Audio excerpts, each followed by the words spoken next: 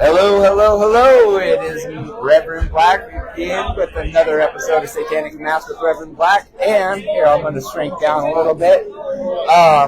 We're here with Lightin and Luke. Lightin and Luke of the Bridge City Sinners. That's right. How's it going? Well, you're doing your own thing tonight, right? That's right. Yeah.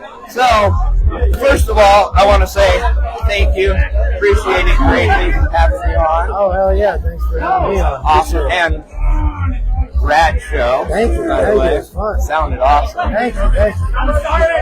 How long have you been doing your own thing? Solo thing since, I was doing that since before I met Sinners.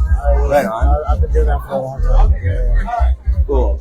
And for those that don't know and that didn't get to hear, what genre would you consider your music? I think my solo stuff comes more from just American roots and folk music.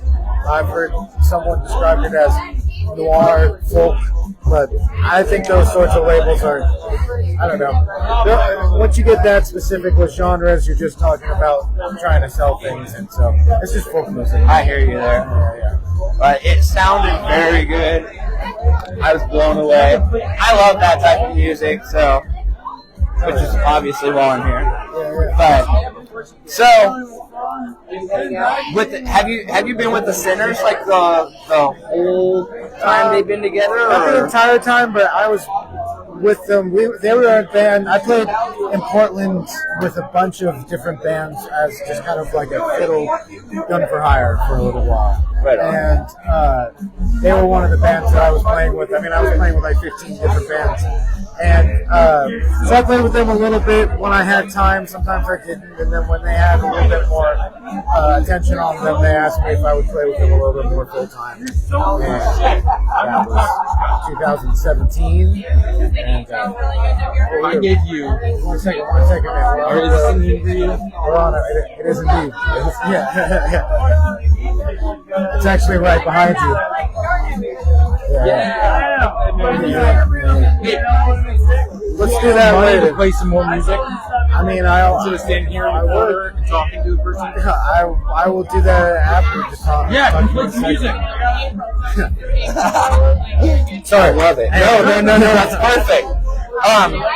So on the road with these guys, how's that going so far? It's going great. I mean, Michael and I have been on the road together in one variety or another, whether it be solo or we played in the Tejon Street Corner Thieves together for a while, and Sinners.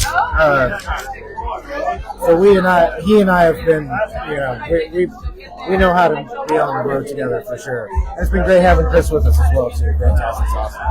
He's a cool guy. Yeah, good guy. Yeah. So, when you're not playing music, what are some other hobbies that Lightin and Luke has? I don't have a lot of time off the road, but when I am, I don't know. I like making soup. I like going for walks. I don't know. It's kind of funny that you said that because that's almost the same thing that King Strange said, right? Yeah. I mean, walks and cooking dinner, I think he said. Yeah, exactly. and being with his dog. It's a thing you don't often get to do on the road, so it's it makes when sense. You get back, it's just like you're looking forward to regularity, right? And that becomes a hobby, which is fun. That makes sense. Yeah. Right on. So one of the questions I really like to ask because it just gets really good stories from. If you, do you have any strange stories from the road that you would like to share with us? Doesn't really matter what kind. It's just something that really sticks out to you that you're like, oh my God, this one time I was at. I know. I mean, there's been a lot of stuff. Some stuff that I could talk about, and I feel like the things that come to mind are all things I probably shouldn't talk about. But we don't mind. I'm sure. But I don't know. in terms of just like, there it goes, the crazy stories on the road. I mean, it depends on what kind of thing you're looking for. Something music related or something more. Not just something that sticks out to you. Something that's a rad story, a funny story that you. Well, one time Mike and I were touring and we thought that we fixed a. Here it comes. We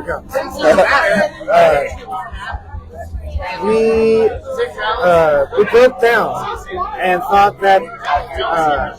I mean, we had no idea what was going on with the car. We just left the hood popped open for a couple of days and waited for somebody to come by and hope that somebody would help us, because it was like we broke down at like 4:45 on a Friday. It was like 15 minutes before all the auto shops closed in like middle of nowhere. And finally somebody comes